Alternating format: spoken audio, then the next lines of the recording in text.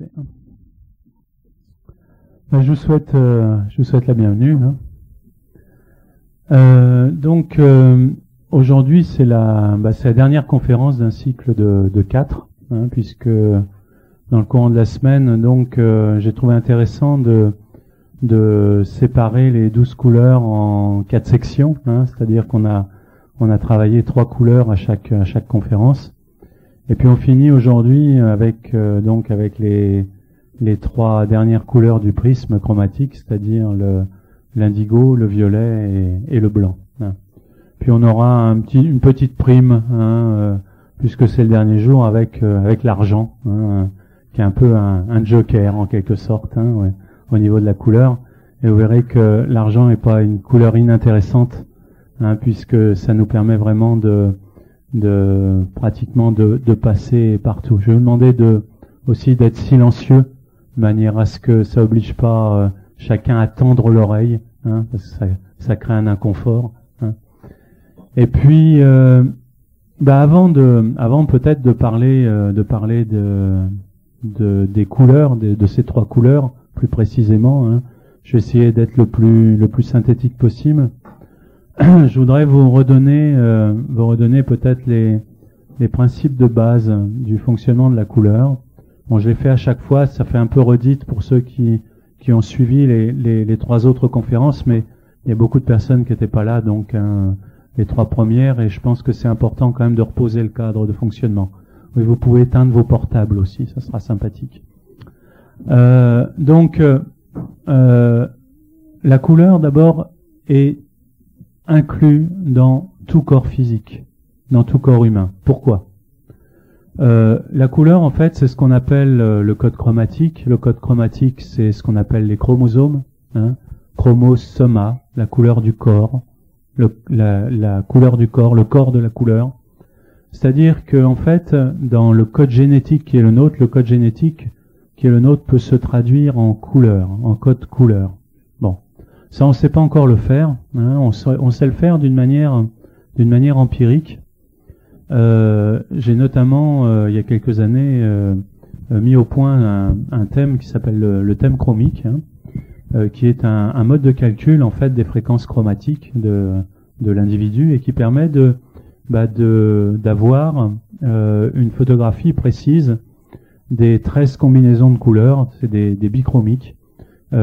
Qui caractérise en fait l'individu et chaque personnalité. Évidemment, quand on a en main son thème chromique, on peut comprendre plus facilement pourquoi on est dans telle ou telle situation, pourquoi on est dans tel ou tel type de comportement, et surtout pourquoi on éprouve telle ou telle difficulté ou telle facilité. Ce qui est important de comprendre, c'est que dès la naissance, en fait, on a des couleurs qui sont, on va dire, fortes chez nous, c'est-à-dire qui sont en état d'équilibre naturel, et ça va être nos prédispositions naturelles. Certains vont être, par exemple, vont avoir la main verte, ou vont être doués dans le bricolage, ou vont être plutôt des intellectuels, ou avoir des dons pour la musique, ou bon, bref, on a chacun nos particularités. Et puis il y a des trucs que, alors vraiment, ça nous passe 15 km au-dessus de la tête. On sait vraiment pas faire. Demander par exemple à un matheux de construire une maison de ses mains, il va peut-être pas pouvoir. On peut multiplier les exemples, c'est-à-dire qu'on a des choses qu'on fait très facilement, et puis d'autres qui nous semblent totalement étrangères. Tout ça se traduit en couleurs. En fait, ce qui nous est très familier, très facile à aborder, c'est les codes chromiques qui sont inscrits fortement à l'intérieur de nous, et les facultés qui nous sont plus difficiles à aborder, les thèmes qui sont plus difficiles pour nous, sont les couleurs qui sont plus en déséquilibre. Bon, ça c'est le principe de base. Ça veut dire quoi? Ça veut dire déjà que si on apporte une couleur sur la zone où on est en déséquilibre, c'est-à-dire sur cette couleur où on est en déséquilibre, peut-être qu'on va arriver à la rééquilibrer et à faire des choses qu'on n'était pas capable de faire auparavant. Et on va voir que c'est effectivement comme ça que ça fonctionne. Ça, c'est la première chose. La deuxième chose qu'il faut comprendre, c'est que notre corps, de par cette résultante, donc génétique, et surtout de par les matériaux que le corps accumule tout au long de son existence, les matériaux, c'est quoi? C'est toute notre histoire, c'est-à-dire toutes les empreintes que nous donne notre histoire, Donc les chocs émotionnels, l'éducation qu'on reçoit, nos rencontres, nos démarches, nos lectures, notre apprentissage de la vie, etc. Tout ça, ça se mémorise sur le plan cellulaire. Les choses les plus marquantes créent en quelque sorte des sous-programmes, hein, donc qui vont nous amener à fonctionner, à adapter notre fonctionnement. Alors des fois, ces sous-programmes sont très bénéfiques pour nous, puis des fois, ils sont un peu plus difficiles, notamment dans tout ce qui régit le plan émotionnel, hein. Et puis, on va évidemment accumuler un certain nombre de matériaux tout au long de sa vie. Bon, jusqu'au point où parfois la masse des matériaux accumulés depuis la naissance va prendre très largement le pas sur les matériaux d'origine. C'est-à-dire que quelque part on se sent coincé, on se sent mal dans sa peau en fait, hein, parce que c'est vraiment ça, il s'agit. On sent mal-être. Et le mal-être est toujours la résultante d'une inadéquation entre ce que l'on vit dans notre vie, hein, c'est-à-dire la façon dont on est placé dans sa vie, et nos codes d'origine, c'est-à-dire nos codes de naissance. Ça, c'est très très important de comprendre ça. Alors, en fait, avec ces matériaux, on va fabriquer de la vibration. Notre corps, c'est une machine. C'est une machine à fabriquer des fréquences. Chaque cellule émet une fréquence. La somme de la fréquence de toutes ces cellules, c'est la fréquence de notre corps. Et notre corps émet des fréquences vibratoires en permanence. Bon. 24 heures sur 24. Et ces fréquences, par le jeu de la loi de résonance, vont faire que on va attirer, c'est-à-dire on va aimanter, en quelque sorte, des fréquences de même nature. Alors ça, vous allez tout de suite comprendre. Vous vous levez du pied gauche le matin, vous êtes grognon, de mauvaise humeur, vous avez fait un rêve pas très agréable au réveil, donc vous êtes bougon, sgrogneux. Bon, vous vous levez, vous démarrez votre petit déjeuner, vous renversez votre bol. Bon, déjà ça va pas mieux. Le pain brûle dans le grille-pain. Enfin bref, tout va de travers. Bon, tant bien que mal, vous vous préparez, vous partez au boulot, vous loupez votre train, vous arrivez au bureau, vous vous faites engueuler par votre patron. Enfin bon, c'est la bérésina. C'est la bérésina, mais vous vous êtes levé du mauvais pied le matin, hein, c'est-à-dire que vous étiez de mauvaise humeur. En fait, toute la journée, vous allez attirer à vous des fréquences, je dirais, de stress, parce que vous êtes levé stressé. C'est ça la loi de résonance. Vous vous levez le matin, vous êtes joyeux, amoureux, gai, comme un pinson, il fait beau, génial. Bah, vous allez voir que toute la journée va se passer comme ça, vous allez rencontrer des gens sympathiques, peut-être que vous allez faire une rencontre extraordinaire. Bref, tout baigne. Bon, c'est la loi de résonance. Vous rencontrez quelqu'un que vous connaissez, vous avez jamais rencontré, que vous avez jamais vu, d'un seul coup vous avez une sympathie naturelle, comme si vous connaissiez cette personne depuis la nuit des temps, ou une antipathie profonde, c'est le jeu de la loi de résonance. Et les événements fonctionnent pareil, c'est-à-dire que l'émission de votre corps, hein, ce que vous allez émettre sur le plan vibratoire, va donc aimanter les événements de votre vie. Et ça, c'est très très important de comprendre ça, c'est-à-dire que rien ne vous arrive par hasard. Rien. Et je dis bien absolument rien. Même si vous prenez un pot de fleurs sur la tête en passant devant un immeuble, vous avez aimanté le pot de fleurs sur votre tête. Ouais, ça semble un peu curieux, mais il y a une résonance qui fait que dans différents plans de réalité, vous avez construit cet événement.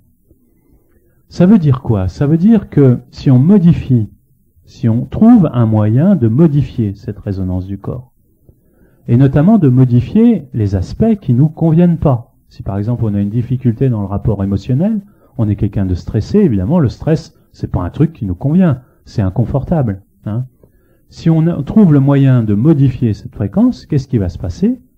Bah, notre résonance générale va changer, donc les événements de nature stressante vont disparaître. C'est aussi simple que ça.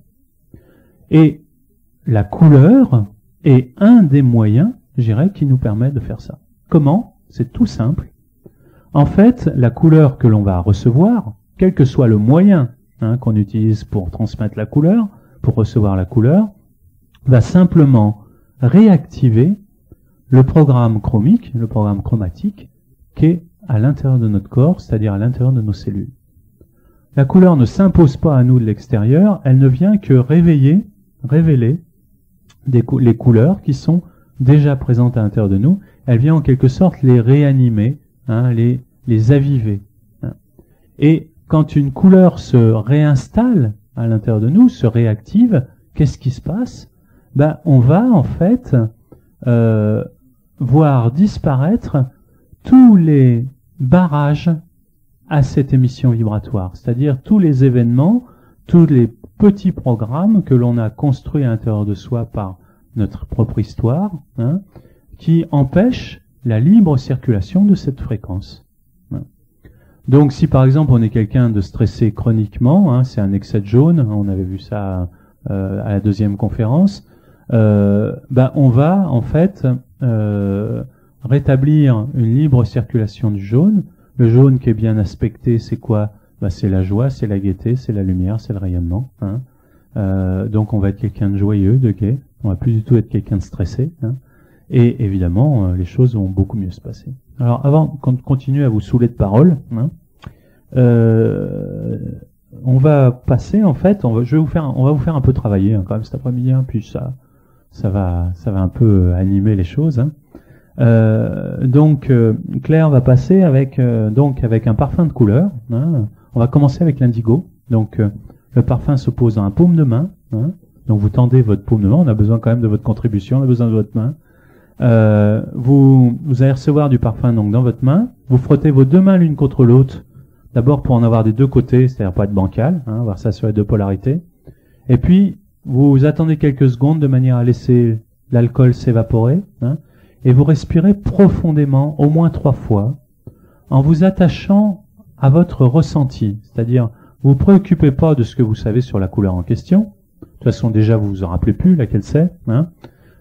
Mais vous attachez à regarder, à sentir si c'est agréable, désagréable, si ça vous convient, si ça vous convient pas. Si vous sentez quelque chose, hein, une absence de ressenti est un ressenti. Hein. Et puis, vous rentrez véritablement dans la sensation de cette odeur. Je vous demande de rester dans le silence. Hein, vous aurez un meilleur ressenti. Hein. Et puis, je vais parler dans quelques instants, de cette couleur, une fois qu'elle sera passée presque partout. J'espère que Claire arrivera à passer jusqu'au fond de la salle, hein, mais elle va se faufiler. Hein. Donc, on a véritablement, par la couleur, le moyen de passer partout. Alors, je vais déjà parler quand même un peu de l'indigo. Hein. L'indigo, c'est quoi? Bon, pour ceux qui l'ont déjà, vous sentez ça donne une sensation de dégagement hein, au niveau des sinus, hein, au niveau du front. Hein. C'est comme si dans la tête ou dans la gorge, dans l'arrière-gorge, ça respirait un peu mieux. Hein. Bon, là, on respire pas mal d'ailleurs parce qu'il fait un peu froid, hein, mais ça donne une sensation de fraîcheur en fait. Hein. Ce qui n'est pas le cas avec tous les parfums de couleur. Hein. Si vous en avez testé d'autres cette semaine ou si vous en avez testé d'autres au stand, vous avez rendu compte que les odeurs sont très différentes les unes des autres. Hein. Donc l'indigo, c'est quoi? Bah, l'indigo, dans la tradition, hein, dans les chakras, c'est Ajna, hein, c'est le 3e œil. C'est en fait la couleur qui régit la vision, hein, qui régit aussi tous les mécanismes de clairvoyance, hein, et notamment toutes les perceptions extrasensorielles, puisque là on est vraiment dans les fréquences hautes. Et c'est surtout la couleur qui régit le mental, c'est-à-dire la clarification du mental. Et quand on va travailler avec la couleur indigo, en fait, on va souvent utiliser d'ailleurs cette couleur en support de méditation. Hein, c'est très très fréquent hein, qu'on utilise cette couleur-là. On va par exemple, si on est en déséquilibre, l'indigo, on va être quelqu'un de très matérialiste, très cartésien. Je ne crois que ce que je vois. Le problème, c'est qu'on ne croit ce que je vois qu'avec nos yeux physiques. Hein, évidemment. Parce que je ne vois qu'avec mes yeux physiques, c'est bien connu ça. Hein. Évidemment, on oublie largement qu'il y a d'autres façons de voir, hein, qu'il y a notre œil interne, hein, que ressentir, c'est aussi une autre façon de voir, hein, que vibrer, c'est aussi une autre façon de voir. Enfin, il y a 1001 façons de voir. Hein. Donc, quelqu'un qui est en déséquilibre d'indigo, par exemple, va être quelqu'un d'abord de très cartésien, hein, et puis surtout quelqu'un qui va tout ramener à une perception matérialiste des choses. Hein, et si c'est pas prouvé scientifiquement, par exemple, ça n'existe pas. Bon, ok. On peut quand même s'interroger comment les plus grandes percées scientifiques ont été faites. Parce que avant que ça soit prouvé scientifiquement, il a bien fallu un éclair d'intuition pour aller dans une direction donnée. Hein. Donc, en fait, l'indigo va réaligner en fait sur la fonction intuitive. Hein. Il est complémentaire à l'orange qu'on a vu à la première conférence. Hein. Et il y a une grande complémentarité entre l'orange et l'indigo, notamment dans le développement de la fonction intuitive. Hein. Comment c'est l'indigo? Citronné, ok. Qui l'a aimé? Ouais, ah oui, quand même. Qui ne l'a pas aimé? Ok, il y en a quand même, c'est exact. Qui est indifférent? Ah, quand même aussi, ok. Ah, c'est bien. Je vais parler de l'indifférence d'abord. Hein? Parler de l'indifférence. Alors, c'est très intéressant, l'indifférence. Très intéressant parce que, en fait, le rapport à la couleur et le ressenti du parfum a un rapport direct à la couleur. J'expliquerai comment, hein, il y a un lien entre nos parfums et la couleur. Hein. Je conclurai tout à l'heure avec cette question-là. Mais quand on est donc dans le rapport que l'on a avec la couleur, on a 3 types de réactions. Si la couleur est parfaitement équilibrée à l'intérieur de nous, on est indifférent. Voilà, ça veut dire que l'indigo, il est nickel. Ça vous embouche un coin quand même, hein, parce que peut-être que vous imaginiez pas que votre indigo, il était nickel. Bon, ben c'est comme ça. Quand on a un léger, enfin, on va dire un léger déséquilibre sur l'indigo, on va l'aimer. C'est-à-dire, je dirais, il nous plaît, quoi, il nous fait du bien, il nous appelle en quelque sorte. Et puis quand vraiment on a un déséquilibre plus profond avec l'indigo, on va pas l'aimer. Vraiment, c'est burk. Ça sent une drôle d'odeur, c'est bon. Et puis, si vraiment on est très très déséquilibré au niveau de l'indigo, alors là, c'est vraiment le dégoût le plus total. On va se mettre à tousser, on va se mettre à éternuer. Enfin, c'est vraiment pas génial. J'ai entendu des toussotements hein, tout à l'heure. Hein. Bon, le toussotement, c'est des fois parce que aussi, je vais vous rassurer quand même, c'est parce qu'on respire trop vite hein, le parfum et qu'il y a trop d'alcool quand vous respirez, donc ça vous fait tousser. Hein. Donc peut-être que le cas est pas aussi grave que ça. Hein. Donc le rapport à la couleur est celui-là. Donc équilibre, indifférence par rapport au parfum de couleur, c'est-à-dire bon, je suis neutre. Hein. J'aime un certain déséquilibre, j'aime pas déséquilibre profond. Bon, ça veut dire que quand on aime ou quand on n'aime pas, il faut se servir du parfum indigo. Hein. On a besoin de cette fréquence, c'est-à-dire on a besoin de ramener en fait cette perception à l'intérieur de nous. Alors, c'est très intéressant que beaucoup d'entre vous aiment ou n'aiment pas, hein, parce que c'est la grande majorité de la salle. Pourquoi? Là, j'ai évidemment une explication à vous donner. Hein.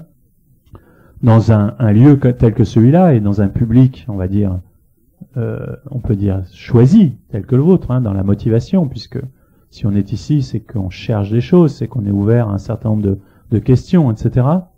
On a en fait une capacité à capter les choses. Hein. Et en fait, on travaille beaucoup, même sans le savoir, avec le troisième œil. Mais il y a une grande différence entre capter avec le troisième œil, sans le savoir, et puis l'admettre.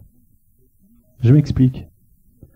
Il y a, on va dire, chez la quasi-totalité des personnes que vous êtes dans cette salle, moi je dirais que quasiment tout le monde, et c'est le cas de toute façon de tout le monde, a en fait une capacité de clairvoyance.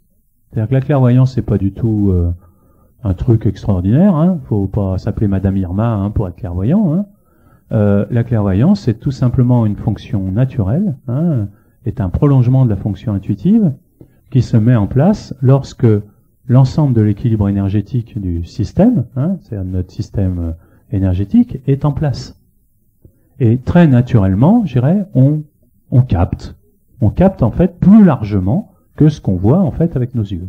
Et ça, c'est voilà pour tout le monde. Et quand on est en démarche, comme comme chacun d'entre vous l'est, forcément, puisque vous êtes ici, c'est que, en fait, vous avez cette capacité de perception, mais probablement vous ne l'admettez pas totalement. Du coup, la couleur indigo, elle vous plaît, quoi. Ça vous fait du bien. Ça vous fait du bien, pourquoi? Parce que ça détend la tête. C'est-à-dire quand on refuse, en fait, même d'une manière inconsciente, la capacité clairvoyante, qu'est-ce qui se passe? Ça crée une tension au niveau de la tête. Et d'ailleurs, quand la capacité pousse très fort, ça génère très souvent des migraines. Et l'indigo, d'ailleurs, sur le plan physiologique, va travailler sur les migraines, et notamment va travailler sur des mécanismes plus indirects, qui sont notamment les mécanismes d'insomnie, puisque comme l'indigo travaille sur le mental, on va avoir une clarification du mental qui va s'opérer et une pacification du mental. On va passer, je vais demander à Claire de continuer en vous passant le violet. Donc, en fait, on va, par l'indigo, arriver à clarifier énormément les idées. Clarifier énormément les idées et surtout à laisser une place plus importante à la dimension intuitive qui est la nôtre. C'est-à-dire qu'on va plus raisonner avec notre mental, c'est-à-dire on va plus essayer de valider chaque ressenti par un raisonnement mental. On va tout simplement faire confiance. La combinaison de l'orange et de l'indigo permettent de travailler sur la confiance en soi. Quelqu'un qui n'a pas confiance en soi va travailler sur l'orange et l'indigo, et ça va en fait se permettre de se poser à l'intérieur et de mieux tenir compte des messages intérieurs, des perceptions intuitives que l'on a. Alors, il y a différentes façons, évidemment, d'amener la couleur. Bon, là, avec les parfums de couleur, vous testez, je dirais, le support le plus, on va dire, le plus élaboré pour apporter la couleur le plus sophistiquée, et surtout, la meilleure combinaison entre une couleur qui est, par définition, quelque chose d'intangible, et puis une matière, puisque les parfums sont composés d'huile essentielle, et donc de molécules naturelles, c'est-à-dire une matière qui va pouvoir rentrer directement dans votre corps. Et c'est là l'intérêt en fait des parfums de couleur, c'est que la combinaison en fait de la fréquence chromatique avec les molécules naturelles d'huile essentielle fait que on a une double action de ce support sur le corps physique, avec donc une activation du système endocrinien et du système hormonal quasiment instantanément. C'est pour ça que vous avez un ressenti j'aime pas. En fait, j'aime pas. C'est pas votre nez qui dit ça. C'est pas votre tête. C'est votre corps. C'est votre corps. Votre corps aime ou n'aime pas. Ça veut dire quoi? Si votre corps aime ou n'aime pas, ça veut dire que votre corps, il sent. Et comment votre corps sent? Votre corps sent parce que dans chaque rencontre avec quoi que ce soit, il se développe, je dirais, un échange vibratoire qui déclenche un échange au niveau de votre chimie organique, et la chimie organique est commandée par le système endocrinien et par votre système hormonal. C'est-à-dire que quand on travaille avec des huiles essentielles telles que celle-là, on va agir directement sur le système endocrinien, et la qualité de ressenti correspondant à cette fréquence, vous allez la vivre tout simplement dans votre corps comme vous êtes en train de le faire. Alors, tranquillisez-vous, il n'y a pas de contre-indication, vous n'êtes pas en train de vous empoisonner.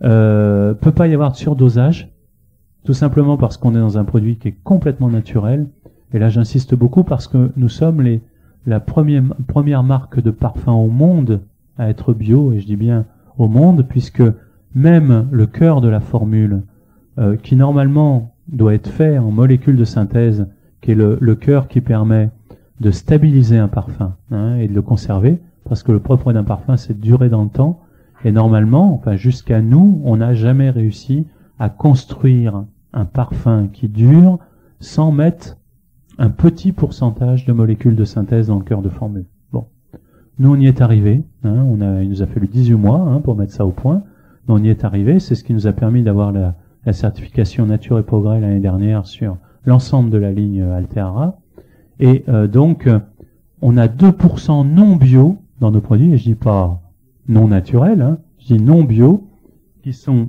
2% d'huile essentielle, qui n'existe pas en bio en fait. Hein, notamment, je pense à la mousse de chêne qu'on utilise comme stabilisant pour le parfum. Et donc le propre donc d'un produit totalement naturel, composé qu'avec des huiles essentielles, c'est que si vous avez trop de molécules, c'est-à-dire vous prenez trop de parfum, qu'est-ce qui va se passer? Les molécules vont partir d'une manière naturelle, vont s'éliminer naturellement, soit par la transpiration, donc par la peau, soit par l'urine, ou par le sang. Ça part en fait d'une manière naturelle, ça ne se fixe pas. Donc, peut pas y avoir de contre-indication, peut pas y avoir de pollution, et peut pas y avoir de conflit entre ces molécules naturelles et d'autres produits que vous prenez, sauf si vous êtes farci de produits chimiques, c'est-à-dire si vous avez une pollution grave aux produits chimiques, je pense notamment aux métaux lourds, etc., où là, vous risquez d'être réactif à un produit naturel, mais tout simplement parce que le produit naturel va venir révéler une pollution majeure à l'intérieur de votre corps. C'est comment le violet? C'est violet. Ah bah ouais. C'est chaud, ouais. Ça sent la lavande. Évidemment, il y en a. Il y a de la lavande et du lavandin dedans. C'est frais. Ah, vous voyez, c'est chaud, c'est frais. Ouais. C'est sécurisant. Ah, ça, c'est intéressant comme ressenti. C'est tout à fait ça. Doux, ouais. Ok. Donc, c'est bien, quoi, en somme, ouais. C'est rare que le violet... Est-ce qu'il y a quelqu'un qui a pas aimé? Ah, ok. Ah, c'est intéressant parce que le monsieur, il a bien aimé l'indigo, il a pas aimé le violet. Ça, c'est intéressant. Le violet en barrage, c'est-à-dire le violet qu'on n'aime pas. Le violet, en fait, c'est du rouge et du bleu mélangé. On peut dire du violet qu'il est la dernière phase visible du prisme chromatique. Après le violet, il y a les ultraviolets qu'on voit pas à l'œil nu.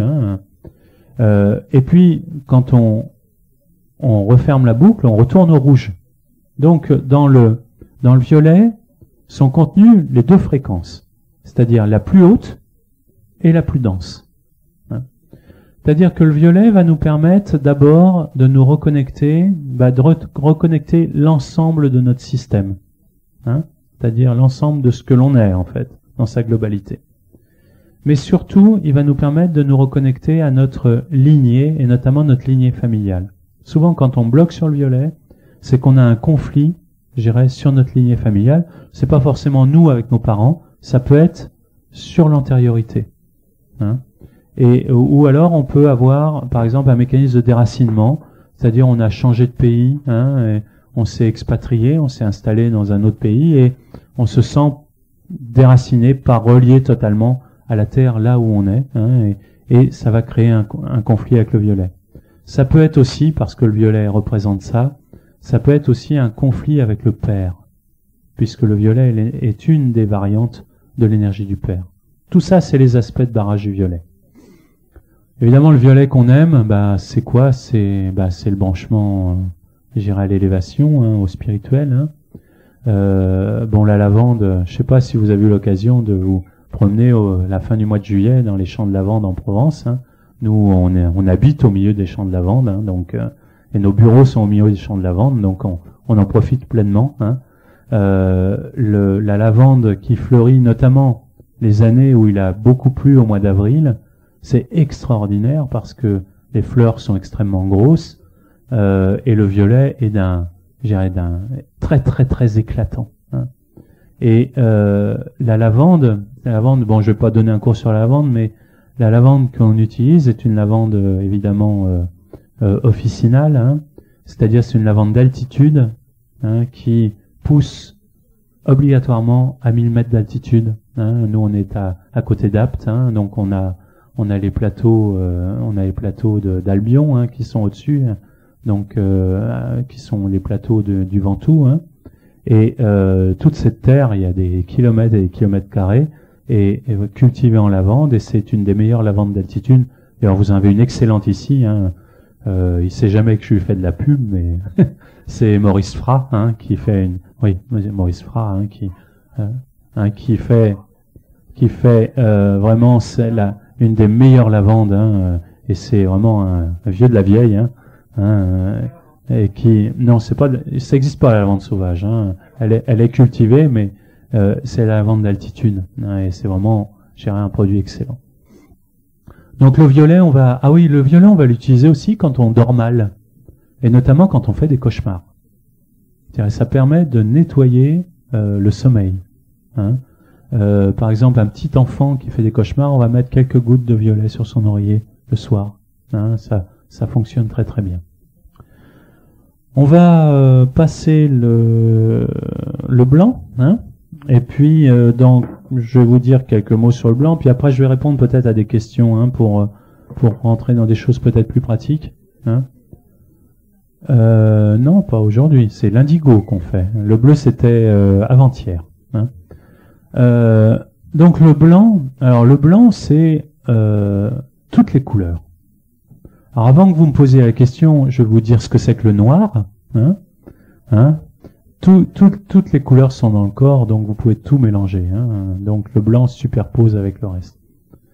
Donc le blanc, ce sont toutes les couleurs, et le noir, c'est la concentration de toutes les couleurs.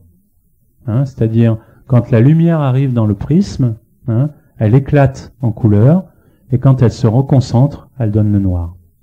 Ça veut dire que la couleur blanche va être une couleur d'amplification du champ énergétique, c'est la lumière, hein, et le noir va être une couleur de concentration. Hein, c'est-à-dire qu'on capte avec le noir. Pourquoi je m'habille moi en noir, par exemple, aujourd'hui, hein? Tout simplement parce que c'est la couleur de l'empathie par excellence. Hein. C'est-à-dire que quand on est habillé en noir, on capte et on ressent profondément tout ce qui est là. Hein. C'est-à-dire que moi, le fait d'être habillé en noir, ça me permet de ressentir plus précisément ce que vous ressentez et donc de moduler mes explications et mon discours à l'énergie ambiante qui est ici. Hein. Hein. Oui, ça étonne parce que la croyance générale est de penser que le noir est une couleur de protection. Hein. C'est-à-dire que ça isole de l'extérieur. Et ça, c'est archi faux. C'est archi faux. En fait, le noir, je prends un exemple tout bête. Vous allez tout de suite comprendre. Vous mettez de l'eau dans un jerrycan. Hein. Vous prenez 2 jerrycans. Vous mettez de l'eau dedans. Vous peignez un jerrycan en noir et vous peignez l'autre en blanc. Avec de la peinture noire et de la peinture blanche. Et vous les mettez au soleil. Vous allez voir que le jerrycan noir, en quelques heures, hein, l'eau est croupie, hein, et que le blanc, 2 ou 3 jours plus tard, l'eau est toujours pure. Hein.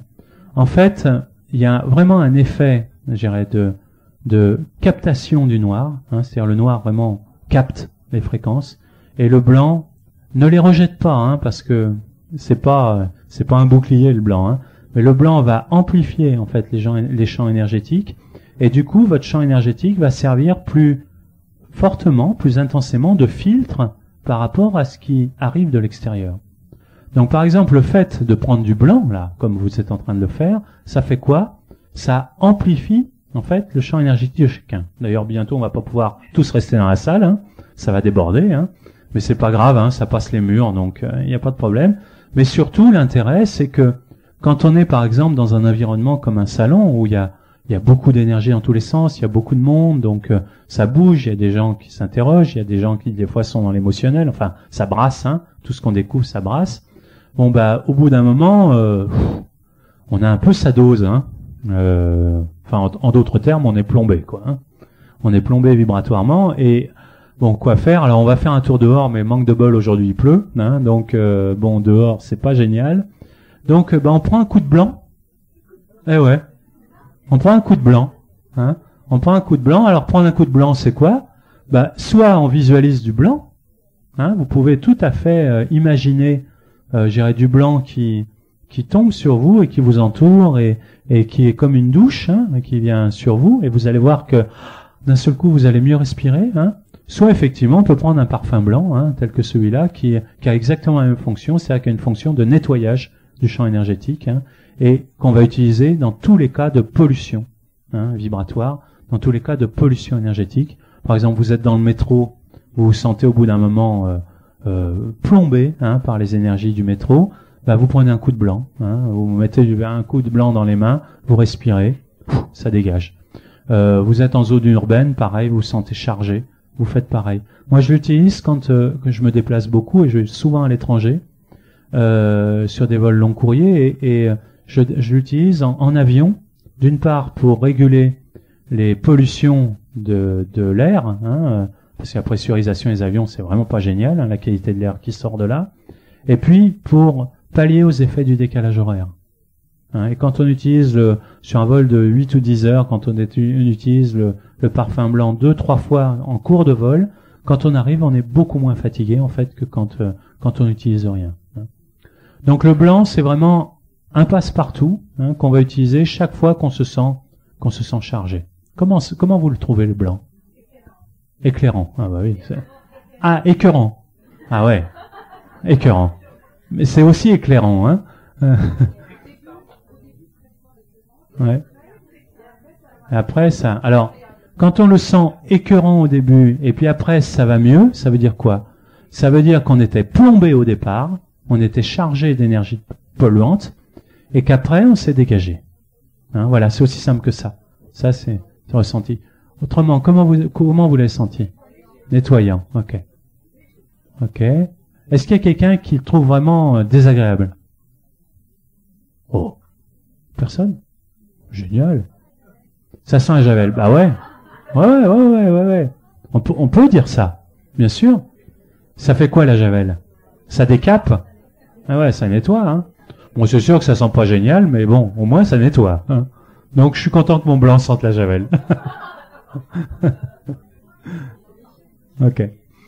Bon, je vais peut-être répondre à des questions, Alors, si vous voulez, comme on a un petit quart d'heure, et que je l'ai pas fait aux 3 dernières conférences, mais que je me prête souvent à ce genre de questions-réponses parce que je trouve ça intéressant, puis ça ouvre des perspectives. Je peux, si vous voulez, je vous propose, posez-moi des questions plutôt d'ordre pratique, et je dirais presque d'ordre médical, c'est-à-dire qu'est-ce qu'on peut soigner avec la couleur, c'est-à-dire avec quelle combinaison de couleurs on peut soigner telle ou telle chose. Si vous voulez, on va passer au moins 10 minutes comme ça, je vais vous donner des combinaisons de couleurs, puisque ce qui est important de comprendre, c'est que en travaillant en synergie avec plusieurs couleurs, on peut vraiment rééquilibrer des pathologies profondes. Nous, on le fait en permanence, et donc je peux répondre à des questions comme ça. Madame?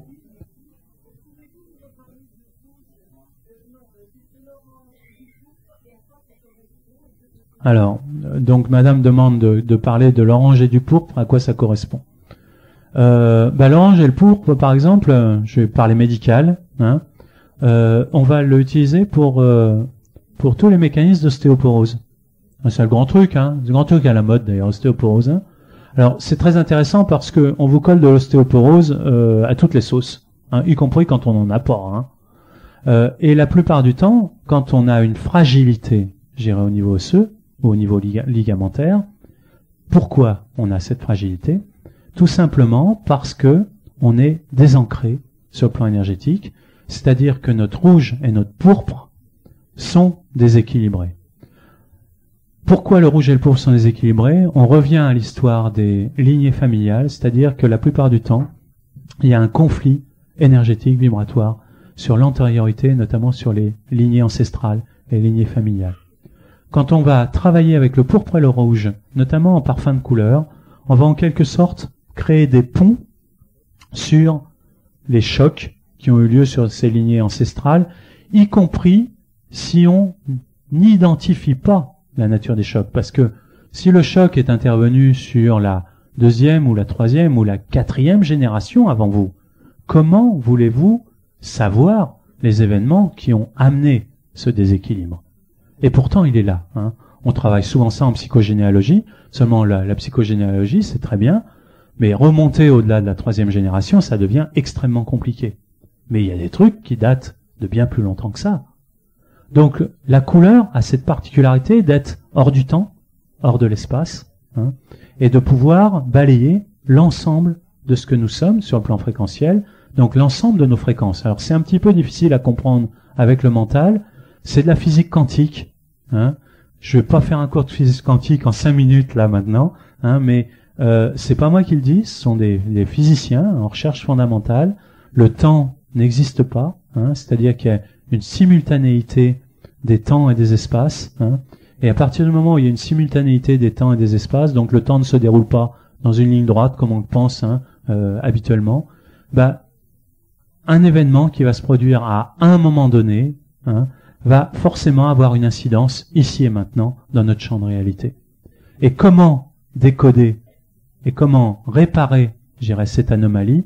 Moi, je connais qu'une solution à l'heure actuelle, c'est l'apport de la couleur, parce qu'il n'y a que la couleur qui correspond à un langage universel, hein, sur ce plan-là, et qui va permettre d'aller réparer dans des endroits qu'on ne connaît pas, qu'on n'identifiera jamais parce que on n'en a pas la connaissance, mais qui agissent directement sur notre réalité ici et maintenant, sur le plan vibratoire. Hein. Donc voilà pour le rouge et le pourpre, j'ai un peu élargi, hein, mais bon, madame, pour soigner une hypothyroïdie, ouais, ok. Alors je vais répondre généralement, hein, problème de thyroïde. Hein. Alors problème de thyroïde. Vous savez que la thyroïde est ce qui régule l'ensemble du système endocrinien. Hein, on l'appelle le chef d'orchestre, hein, la glande endocrine. Hein. Et puis surtout, c'est la glande qui régule la température du corps. Hein. Donc quand on a trop chaud ou trop froid, hein, on n'arrive pas à se réchauffer, on a les dames qui ont toujours les pieds froids, hein, quand elles se couchent, hein, c'est trop fréquent ça. Hein. D'ailleurs les hommes, eux, ils ont toujours trop chaud, hein, mais bon, c'est comme ça. Tout ça, c'est des problèmes de thyroïde. Hein, c'est un problème de régulation de la thyroïde. La thyroïde est l'organe qui régit tous les mécanismes de communication. Et là, j'insiste bien, communication. C'est-à-dire les choses que l'on dit ou que l'on ne dit pas. Tout problème de thyroïde prend sa source dans le non-dit. Conscient ou inconscient. Ça peut être un non-dit d'hier, mais ça peut être un non-dit d'il y a 30 ans. Hein. Le problème du non-dit d'hier, c'est qu'on s'en rappelle. Celui d'il y a 30 ans, on l'a oublié. Et il va être quasiment impossible, sauf en brassant je sais pas quoi, et c'est jamais bon de brasser trop de choses, d'aller parfois identifier ce non-dit qui a 30 ans. Donc, la couleur qui régit la thyroïde, c'est le bleu. Et quand on va travailler avec le bleu, ou son corollaire qui est dans une fréquence un petit peu différente, mais qui fonctionne également très bien, qui est le turquoise, hein, quand on va travailler avec une de ces deux couleurs, on va en fait aller travailler sur l'origine du non-dit et sur sa décristallisation. Et quand le non-dit est vraiment installé, et notamment quand il y a accumulation de non-dit, parce qu'un non-dit, il est jamais tout seul, hein, c'est une vieille habitude, hein, souvent le non-dit, hein, donc il y en a des couches, des couches, des couches, des couches et des couches. On se retrouve souvent avec soit un déséquilibre de la thyroïde, soit des nodules, hein, soit des kystes, etc. Et il y a une peur panique, je dirais, au niveau thyroïdien du système médical, parce que on craint toujours une tumeur maligne au niveau de la thyroïde. Je disais avant-hier, donc quand j'ai parlé du bleu, ne vous faites jamais opérer de la thyroïde tant que vous n'avez pas exploré l'énergie des non-dits sur le plan vibratoire. Ça, c'est très, très, très, très important. Moi, j'ai évité à un très grand nombre de gens, j'ai des dizaines et des dizaines et des dizaines de cas, j'ai évité à des gens des opérations, hein, souvent d'ailleurs des opérations qui devaient avoir lieu la semaine suivante, hein, simplement par le travail du bleu et par le travail sur le non-dit. Hein. Donc, c'est pas la peine d'aller se faire charcuter. Hein. Le bistouri est facile là-dessus. Le problème, c'est que quand on se fait opérer de la thyroïde, alors moi je dis pas que les opérations sont inutiles, hein. Je dis pas, je me permettrai pas, hein. J'ai pas vocation médicale, j'ai pas la compétence. Hein. Mais par contre, j'ai la compétence vibratoire. Hein. Ça fait 15 ans que j'enseigne la couleur et je la sens et je la vis. Hein. Mais quand on en fait, on se fait opérer de la thyroïde. Il y a une telle, et surtout aujourd'hui avec tout ce qui se passe dans le milieu médical, hein, et toute la crainte, je dirais que le milieu médical a des procès, etc. On sécurise énormément les systèmes, hein, et on préfère faire trop que pas assez. Et faire trop, quand il y a un doute sur la thyroïde, c'est quoi? On l'enlève. Et si on enlève la thyroïde totalement, ça fait quoi? Ça veut dire que toute votre vie, vous allez prendre des extraits thyroïdiens de synthèse. Tous les jours, il faut que vous preniez des extraits thyroïdiens, toute votre vie, hein, parce que les apports thyroïdiens doivent être journaliers, hein, et que un extrait thyroïdien de synthèse ne va jamais avoir l'efficacité de votre propre thyroïde. Donc il vaut mieux aller regarder un petit peu sur l'histoire des non-dits et sur le bleu, hein, travailler avec le bleu, plutôt avant de passer vraiment à cette extrémité-là. Une dernière. Alors voilà, c'est une très bonne question parce que le temps tourne. Hein. Comment les parfums sont liés à la couleur, hein? Bon, d'abord, comment ça s'est fait, hein? Alors, la correspondance est empirique. Il n'y a pas une machine qui dit que tel parfum vibre à telle fréquence et que ça correspond à telle couleur, hein. Ça n'existe pas. On n'a pas d'appareil de mesure à l'heure actuelle qui permettent de faire ce type de mesure, hein. Donc, moi, j'enseigne la couleur depuis maintenant presque 15 ans, hein. Donc, je suis enseignant, hein, je suis formateur dans ce domaine-là.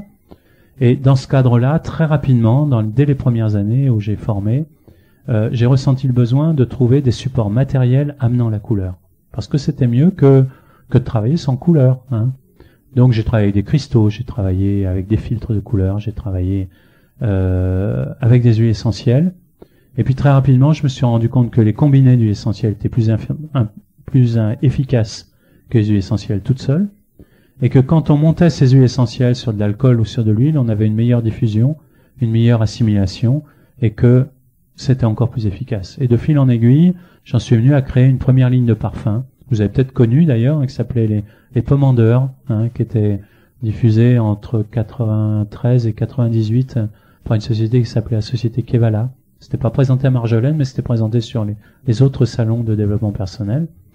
En 98, j'ai arrêté tout simplement parce que j'ai divorcé, donc la production s'est arrêtée. Et en 2000, sous la demande vraiment de mes étudiants, des gens, des thérapeutes qui travaillaient avec moi, etc. Et puis parce que moi, en formation, je ressentais vraiment le besoin d'un support matériel, j'ai pris la décision donc de recréer une ligne de parfums, allant au bout du concept, c'est-à-dire il n'y avait plus de colorants, il n'y avait plus de produits de synthèse, il n'y avait plus de molécules de synthèse, rien du tout dedans, tout était naturel, en alliant vraiment donc le parfum et la couleur. Donc l'étalonnage de chaque fréquence de la fragrance du parfum avec la couleur colle parfaitement bien. Mais c'est un ressenti personnel. L'étalonnage, c'est moi, c'est mon corps, hein.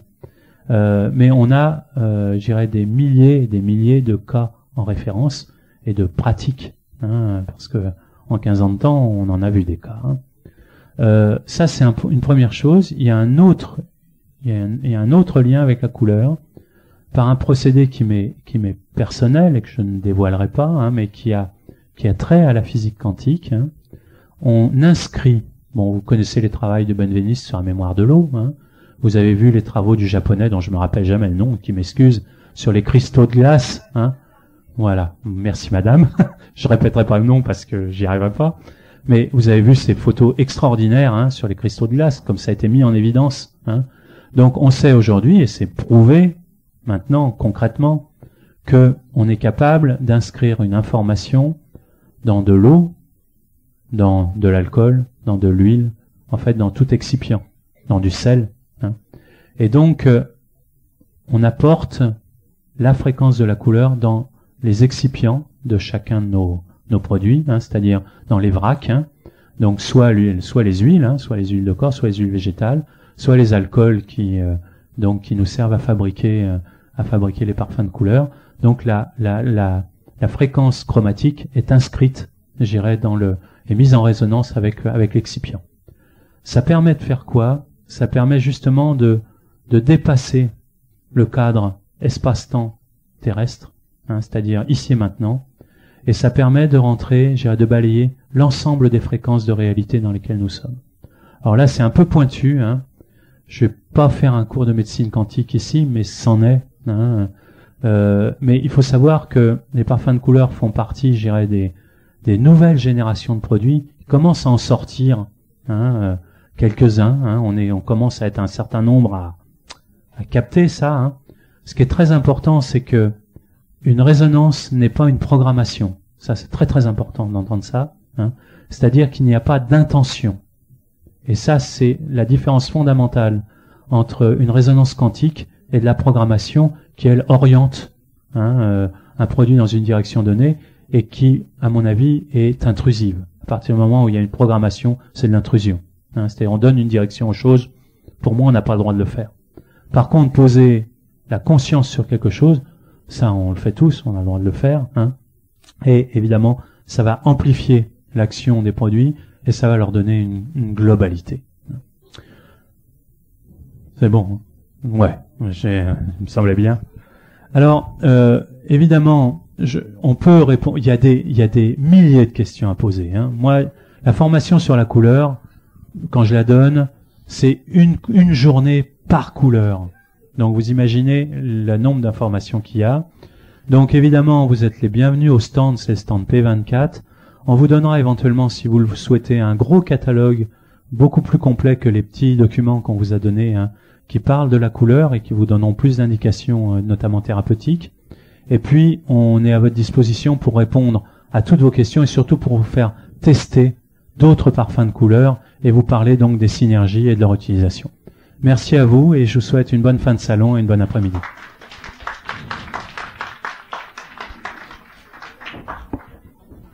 Merci Monsieur Daniel Briez.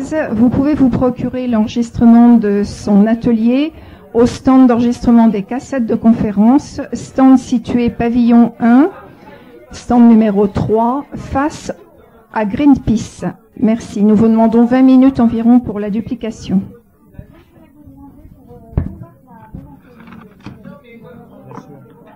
Si vous voulez, vous venez au stand, vous allez parler. Oui, bien sûr. Au stand, c'est faut que j'ai sa place. Hein.